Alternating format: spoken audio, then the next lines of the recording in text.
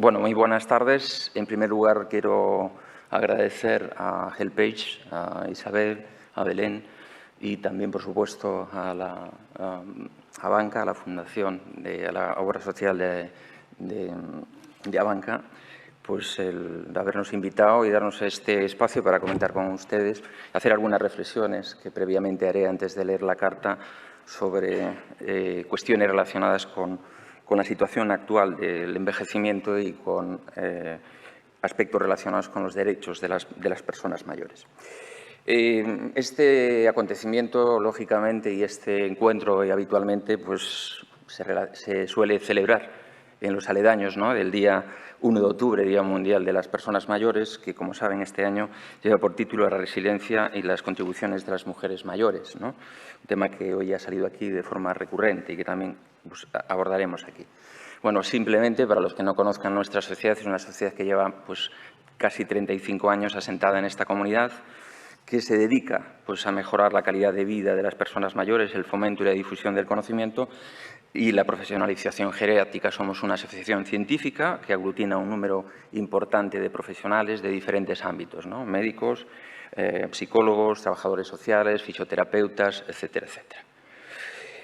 Aunque en todas las épocas es cierto que ha habido personas mayores, como sabemos, en las últimas décadas ha aumentado de forma muy significativa el número de personas mayores de 65 años. Bueno, este es el criterio que adoptamos en la región europea, ¿no? En otros países del mundo, pues a partir de los 60 años se habla de personas mayores.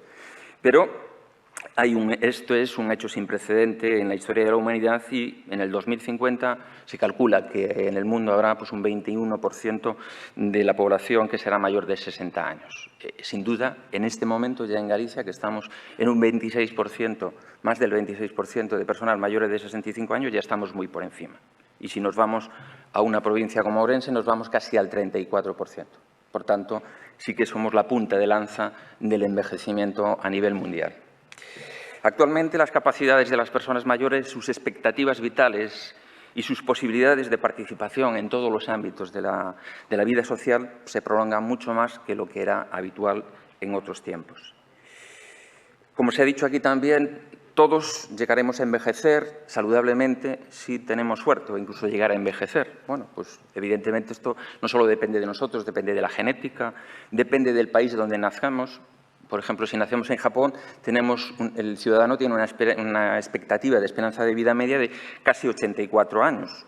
Pero si lo hacemos en Lesoto, el país que está en Sudáfrica, un país pequeñito en la zona de Sudáfrica y que tiene la esperanza de vida más baja del planeta, pues la esperanza de vida media es de 52,3 años, ¿no? O si nos vamos atrás en el tiempo, pues en España, por ejemplo, en 1900 la esperanza de vida estaba en torno a los 34 años, 33, 34 años. Por tanto, depende también mucho de los hábitos de vida, pero los hábitos de vida no son libremente elegidos, sino que dependen de los condicionantes sociales, de los determinantes sociales, de las causas de las enfermedades. Y también dependen de que vivamos en un entorno social y físico amigable, no solo por la contaminación, sino también por el estrés, también por la discriminación, ¿no? Y, por supuesto, de una buena salud, de que no sucedan pues, sucesos sobrevenidos, ¿no? Pues como un accidente que nos limite o que nos haga perder la vida. Y, por tanto, pues hay muchos factores que no solo dependen de nosotros. Pero con ello no quiero decir que no dependa de nosotros envejecer. Depende mucho también, porque la suerte no solo existe, sino que hay que fabricarla, ¿no? Y por eso tiene sentido que hablemos del envejecimiento activo y hablemos del envejecimiento y de la promoción de la salud, que son dos conceptos completamente solapados, ¿no? Es decir, que hay que empezar a cuidarse desde el momento en que nacemos, ¿no? Y si lo hacemos en las mejores condiciones, probablemente tengamos más probabilidades de envejecer y de envejecer saludablemente también. Pero incluso si nos queremos quedar con que ser mayor es pues, algo negativo y mala suerte, yo citaría pues, aquí las palabras de Conan McCarthy en su libro e incluso la película No es paraíso para viejos, cuando dice: nunca sabes qué peor suerte ha salvado tu mala suerte. ¿Vale? Pues hemos llegado aquí es porque hemos evitado otras malas suertes, ¿no? Saber envejecer es la obra maestra de la sabiduría y una de las partes más difíciles del gran arte de vivir. Esto nos lo dice Henry Friedrich Amiel, pero al hilo de esto yo quiero hacer una serie de reflexiones. ¿Sabemos realmente envejecer? ¿Quién nos enseña a envejecer? ¿Nuestra sociedad nos permite envejecer? Estas son las cuestiones, digamos, que voy a intentar contestar esta tarde aquí. ¿Sabemos envejecer? Bueno, pues la investigación es muy amplia y, desde luego, no ha habido nunca tanto conocimiento científico como ahora, ¿no? La investigación sobre el envejecimiento supone actualmente el 2,4% de todas las publicaciones científicas que hay en el mundo, ¿no? Y en el caso de España es ligeramente situar un poquito superior, un 2,7%. En una búsqueda que yo he hecho ayer mismo, en una de las bases de datos más prestigiosas, donde indexan las publicaciones más relevantes a nivel mundial, pues la Web of Science, ¿vale? Como podéis ver en esta gráfica, hay una gran evolución y vemos que en la última década se ha incrementado de forma significativa la producción científica, ¿vale? Y estoy hablando de literatura gris importantes, de papers, de artículos científicos especializados, ¿no? Y en las revistas más prestigiosas a nivel mundial. ¿Sabemos envejecer? Bueno, como dije, hay mucho conocimiento. Sin embargo, no solo lo es porque no lo dijera el prestigioso gerontólogo Edward Parmol, sino nosotros llevamos monitoreando pues, los conocimientos y las actitudes de la población desde hace más de 20 años. Aquí tienen una muestra, por ejemplo, de 2 artículos donde damos cuenta pues, de estos estudios, y lo que podemos comprobar y concluir es que el nivel de conocimientos que tenemos sobre el envejecimiento es absolutamente deficiente. Y me da lo mismo que se lo preguntemos a los jóvenes, que a los de mediana edad, que a las personas mayores. Los niveles de conocimiento son bajísimos. Por tanto, es una tarea urgente que tenemos que hacer, es enseñar a envejecer. El envejecimiento debe entenderse como algo dinámico, gradual, natural e inevitable, en el que se dan cambios a nivel biológico, corporal, psicológico y social, que transcurren en el tiempo y que está limitado por este. Si bien todos los fenómenos del envejecimiento son dados en todos, no se envejece de igual manera, ni tampoco cada parte del organismo envejece igual. Yo, por ejemplo, tengo una rodilla que está más envejecida que la otra, ¿vale? Cuestiones del deporte. El envejecimiento, como todo lo humano, siempre lleva el sello de lo singular, de lo único, de lo individual, como diría Viguera. Y más que entender, por tanto, como un estado, el envejecimiento debe ser entendido como un proceso dinámico en el que confluyen multitud de cambios a nivel biológico, a nivel psicológico, a nivel social, y no son siempre cambios en signo negativo. Ni todas las funciones cognitivas empeoran, hay muchas funciones cognitivas que se mantienen estables. Tampoco es cierto que la memoria comunidad empeore, ¿no? Porque la memoria verbal se mantiene en crecimiento hasta los 75 años y luego se mantiene más o menos estable. Sí, se ve deteriorada otros tipos de memoria, como la memoria episódica o la memoria prospectiva o otro tipo de funciones cognitivas, pero no todas, ¿vale? También debe entenderse, por tanto, como un proceso donde existen posibilidades de desarrollo, donde se puede aprender, por supuesto que se puede aprender, donde parte de los cambios son esperables, aunque varíen interindividualmente de unos individuos a otros, mientras que otros pueden considerarse inesperados o patológicos, ¿no? Y, por tanto, tenemos que diferenciar lo que es el envejecimiento patológico y del envejecimiento no patológico. Bien, ¿qué nos enseña a envejecer? Era otra de las preguntas que planteaba. Bueno, pues si seguimos a Moses, un experto en estas cuestiones, pues les diría que serían los principales agentes de socialización. ¿Y quiénes son? Pues la familia, los amigos, los medios de comunicación, de masas, la escuela. Pero me pregunto, ¿están formados para ello? ¿Están libres de estereotipos, de prejuicios, de comportamientos discriminatorios? Pues evidentemente no, y por tanto, desgraciadamente, es otra tarea pendiente. No solo aprender sobre el envejecimiento, sino necesitamos formar a los formadores y que estos formen también a los principales agentes de socialización. ¿Nuestra sociedad nos permite envejecer? Era otra de las cuestiones que yo planteaba. Hombre, si nos vamos al plano demográfico, diríamos que evidentemente sí. Y en un país como España, que está en el segundo puesto a nivel mundial en esperanza de vida después de Japón, y que en el 2040 seremos el país más longevo del mundo, según las proyecciones, pues, hombre, si nos quedamos en esto, sí. O si nos vamos al caso de Galicia, pues 3/4 de lo mismo, ¿no? Y además nos encontramos que Galicia no está ahí figurando como las Blue Zones, ¿no?, de esas zonas donde las personas son muy longevas, pero tenemos tasas, por ejemplo, en Orense y en Lugo, que están muy por encima de Okinawa o de otras zonas en personas centenarias. Algo que tenemos sin estudiar, algo que estamos centrados en este momento iniciando estudios y alguna tesis doctoral sobre este aspecto para estudiar el comportamiento de nuestras personas.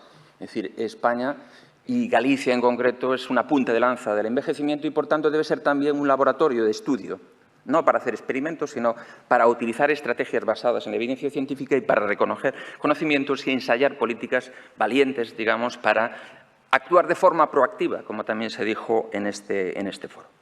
Precisamos, por tanto, algo que también se dijo, entornos saludables para las personas mayores, pero también individuos formados para ello, ¿no?, para formar también a esas personas y para que esas personas, los ciudadanos todos, pues nos empoderemos también con respecto al envejecimiento, que también en ese sentido. El envejecimiento es activo, es evidentemente para que sea activo y debe entenderse no como algo que se dirige solo a las personas mayores, sino que el envejecimiento activo, como he dicho antes, debe considerarse desde el primer momento y es la promoción de la salud.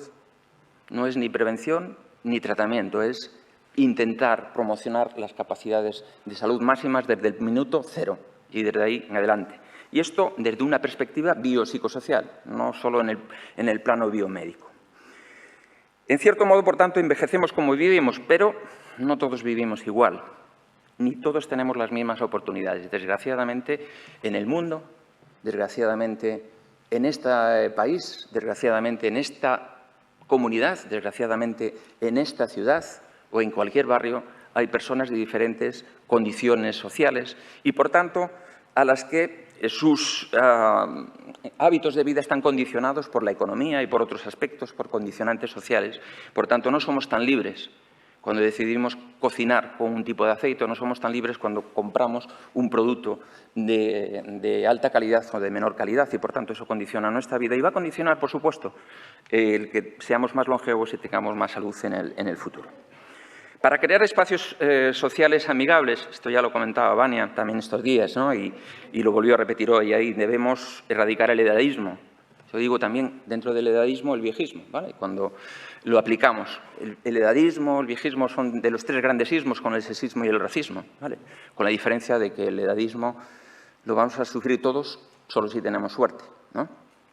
Y para ello, pues evidentemente se necesitan políticas y legislación que contribuyan a hacerlo y que sean valientes. También incrementando la evidencia. Necesitamos más investigación. Tenemos mucho conocimiento, pero necesitamos más. Y sobre todo que cuando vayamos a hacer intervenciones para combatir el edadismo, pues lo hagamos con estrategias basadas en la evidencia científica. No nos vale otra cosa. Y, por tanto, también es importante fomentar el contacto y la convivencia intergeneracional, incluso promoviendo un concepto nuevo que se llama ahora la socialización profigurativa, ¿no?, que es una especie de profundización en el concepto de intergeneracionalidad. Es decir, se trata de un nuevo contrato social entre generaciones más solidario, con equidad, respeto, reconocimiento mutuo y como integrantes activos e interdependientes de la sociedad con el concurso de todas las edades. Bueno, en el libro blanco del envejecimiento activo se recalca pues, la importancia de los modelos de vida saludables para mantener la actividad hasta edades avanzadas. Pero es cierto que el paradigma de envejecimiento activo tiene al menos un plano cuantitativo y un plano cualitativo. En el plano cuantitativo nos vamos a referir a aspectos demográficos. Yo no les voy a aburrir, simplemente voy a poner esta diapositiva. España es claramente un país envejecido, no es el más envejecido del mundo, no es el más envejecido de Europa. Por ejemplo, Portugal está más envejecido que España, pero está en proceso de envejecimiento. Y algunas zonas, como pueden ver ahí, las zonas más oscuras están mucho más envejecidas, ¿no? Por ejemplo, Galicia, Asturias, en este aspecto. Bueno, me dicen que tengo unas limitaciones de tiempo, por tanto, voy a pasar muy rápidamente. En el plano cualitativo hablaríamos de las dimensiones de las representaciones sociales de la imagen de las personas mayores y en este aspecto, ¿vale?, pues tenemos que decir que a lo largo de la historia, como se comentó aquí, ni a las personas de edad avanzada, ni a las personas mayores, ni a las mujeres también mayores se les trató en la historia de igual manera. ni solo del aspecto peyorativo. En diferentes momentos, no voy a pararme lógicamente ahora en ello, simplemente decir que un hito importante en este cambio, en el reconocimiento, ocurre con el descubrimiento de la imprenta. La imprenta hace que la tradición oral sea menos importante y, por tanto, las personas mayores también pierdan importancia en el proceso de transmisión. Bien, paso directamente a la carta. Pensé que, me habían dicho que tenía 30 minutos, llevo 12 minutos, pero bueno, si tengo que cortar no me importa. Lo siento por ustedes. Voy a pasar a la carta, ¿vale? Que me pidieron que la leyera. No sé si hay aquí alguien de la organización. ¿Leemos la carta? Sí. Bueno, la Carta de Derechos es un encargo que nos ha hecho la organización a la Sociedad Galega de Xeriatría y Xerontoloxía, de la que yo soy presidente, y que, en la que hacemos un alegato, digamos, a este aspecto, ¿no? La titulamos Carta de los Derechos de las Personas Mayores de Galicia, por una sociedad inclusiva, integradora y respetuosa con las personas mayores, y ponemos respetar a las personas mayores y respetarse a uno mismo, ¿vale? Porque creo que cuando hablamos de los derechos de las personas mayores estamos hablando de los derechos de todos, porque si yo ahora mismo, aunque no sea una persona mayor, van a ser mis derechos en el futuro. En la proximidad del 1 de octubre, Día Internacional de las Personas Mayores, programado por el 14 de diciembre de 1990 por la Asamblea General de las Naciones Unidas, sigue siendo necesario reivindicar y defender los derechos de este grupo etario en varias direcciones. Favoreciendo la toma de conciencia sobre la prolongación de la vida y su valor, tratar de lograr sociedades inclusivas, integradoras y más justas, sensibilizar y erradicar los estereotipos, los prejuicios y la discriminación edadista y desarrollar políticas orientadas a mejorar la calidad de vida de las personas mayores son aspectos que debemos promover. Inmersos en un proceso de transición demográfica, Galicia es, juntamente con Asturias y Castilla y León, una de las 3 comunidades autónomas más envejecidas del Estado español. El porcentaje de personas mayores de 65 años en España se situó en el año 2022 en un 20,1%, con un índice de envejecimiento del 133,48.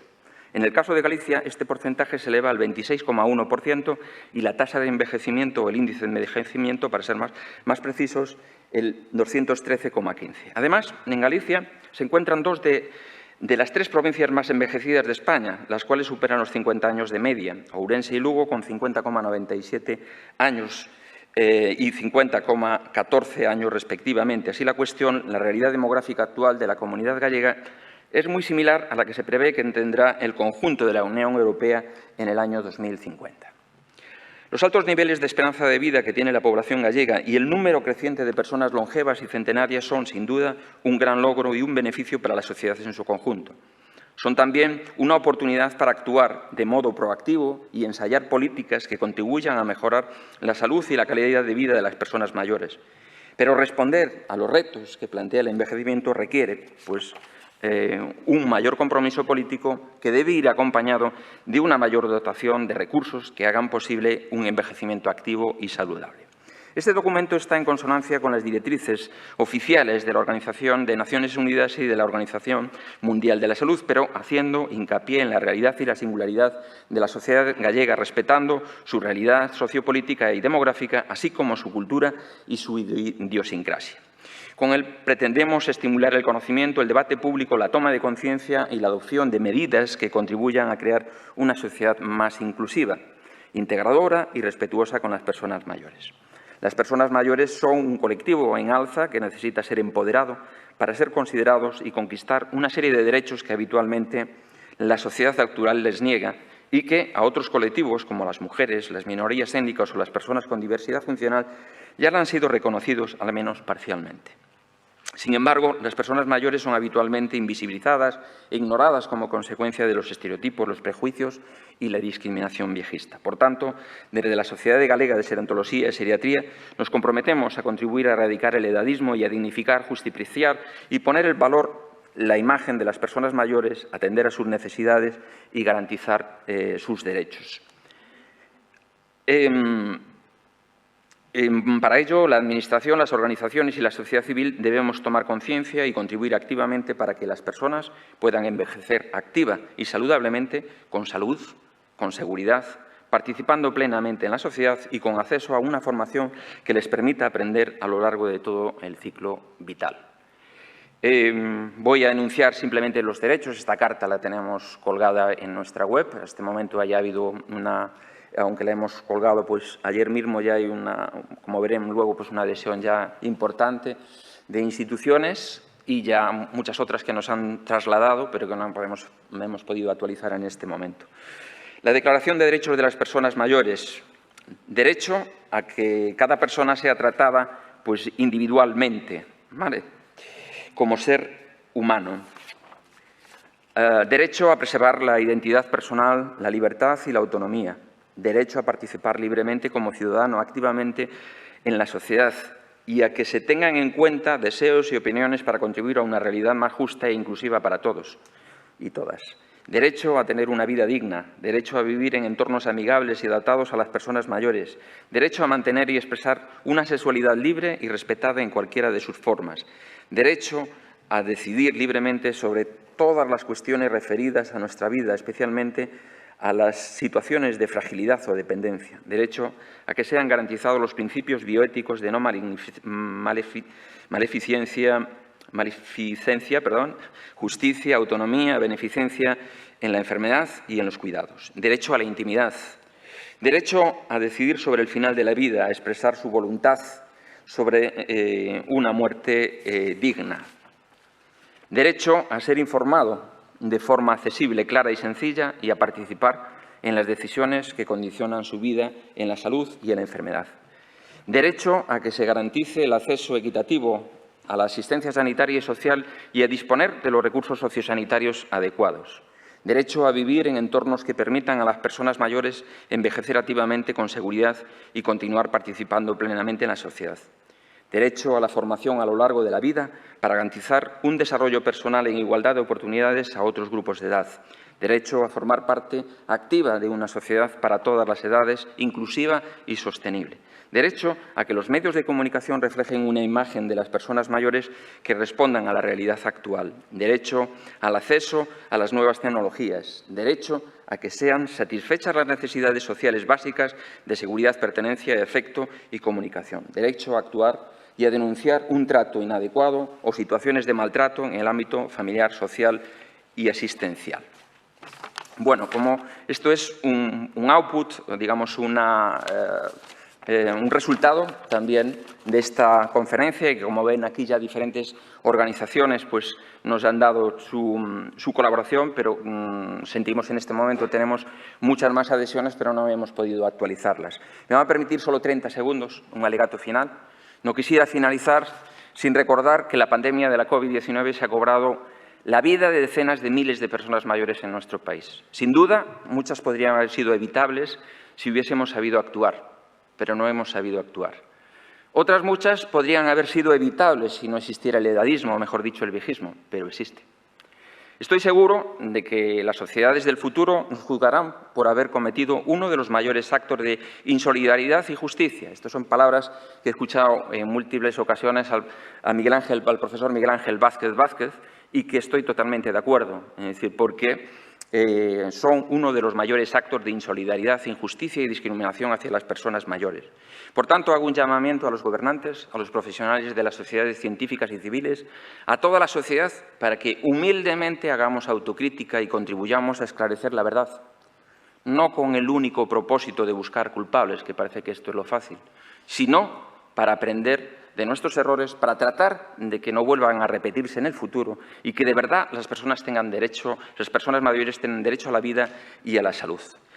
La vergüenza, como dice La Fontaine, es de confesar el primer error hace cometer muchos otros. O, como dice Gustav Jahn, las personas podrían aprender de sus errores si no estuvieran tan ocupadas negándolos. Yo deseo una sociedad que sea humilde para admitir sus errores, inteligente para aprender de ellos y madura para corregirlos. Muchas gracias.